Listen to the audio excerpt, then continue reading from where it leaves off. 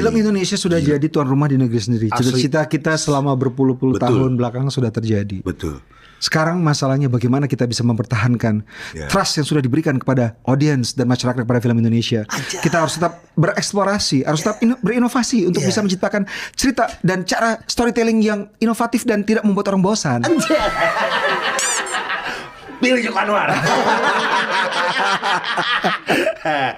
Kita lihat agak lain nembus 11 juta. 11 juta. Ya. Kalau nggak salah mengalahkan Avengers Endgame ya. Mengalahkan Avengers Endgame. Pada akhirnya betul. mengalahkan Avengers Endgame setelah kayak nyampe. Menurut lu sebagai pelaku, kenapa agak lain bisa menyalip Avengers sebegitunya? Naik. Pertama, film Indonesia sekarang overall ya, secara umum tuh film Indonesia tuh membuat para sinias film Indonesia membuat film-film yang relevan secara isu gitu. Berbicara tentang hal-hal yang memang dibicarakan sehari-hari oleh orang Indonesia. Makanya penonton sekarang lebih memilih nonton film Indonesia ketimbang film luar.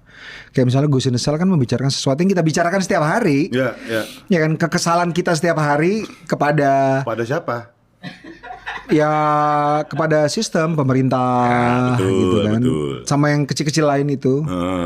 Itu disuarakan lewat Ghost in the Shell. Jadi kayak oh yes, ini suara kita ya gitu. Sama isu-isu lain misalnya kayak ada film yang berbicara soal perselingkuhan. Si Mingli kan ngapain sih ngomong soal perselingkuhan ini banget, tapi kan memang itu memang dibicarakan di masyarakat. Tinggal sekarang masalahnya bagaimana cara bercerita dengan baik, didukung dengan craftsmanship yang baik juga. Sinematografinya harus bagus, art direction harus bagus, directing harus bagus, acting harus bagus, demikian juga dengan screenplay-nya gitu. Jadi kayak Ghost in the Shell kita berusaha untuk bikin film yang secara craftsmanship dari sinematografi bisa diadu dengan, karena kan sekarang kita bersaingnya bukan dengan sesama filmmaker di Indonesia, bersaingnya dengan semua filmmaker di dunia. Iya, betul. Karena film dari mana saja sekarang sudah gampang diakses, ya kan? Misalnya kita bikin film asal-asalan jelek-jelek, orang bisa nonton film dengan kualitas yang paling hebat di mana saja, di streaming misalnya. Oh bagus ya, ngapain gue nonton film Indonesia tapi jelek, ceritanya nggak menarik, tapi ada film dari luar gue bisa nonton lebih murah, lebih gratis gitu. Jadi saingannya dengan film mana saja. Makanya kayak Ghost in the Shell, sinematografinya harus bagus, production design-nya harus bagus, actingnya, directingnya, skripnya, musiknya, soundnya, semuanya harus bagus. Semua orang harus enjoy